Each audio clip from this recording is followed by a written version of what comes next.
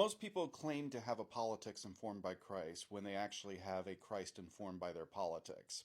What do I mean by that? In Isaiah 6, the prophet records that in the year that King Uzziah died. Why is that so important?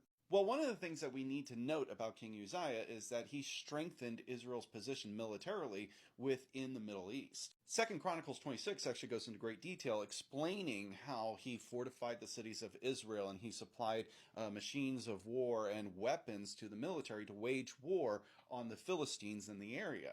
Now, one of the ways that Israel knew that they were in the favor of the Lord, that they were doing the things that God had commanded them to do, is that they would prevail and stand against their enemies. This is one of the things that the book of Judges lays out for us, that whenever Israel would sin against the Lord, that's usually when they would be conquered by their enemies. And so when you have a king that is leading the country and the country is doing extraordinarily well against their enemies, it's hard not to think, well, first of all, through God, all things are possible, so jot that down.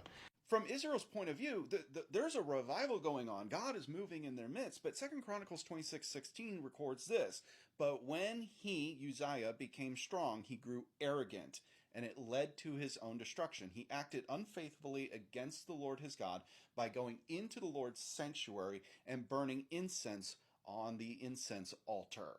And when the priests catch him doing this, they say, Uzziah, you have no right to offer incense to the Lord. Only the consecrated priests, the descendants of Aaron, have the right to offer incense. In other words, the mistake that Uzziah makes is thinking that his political power translates into spiritual power. Let me say that again. He thinks that his political power translates into spiritual power. And this is where Isaiah finds himself, because after Uzziah does that in the temple, he's struck with leprosy. He has to live in a leper colony for the rest of his days. And then in Isaiah 6, it says, in the year that the king Uzziah died, I saw the Lord seated on a high and lofty throne, and the hem of his robe filled the temple. Why is this so important?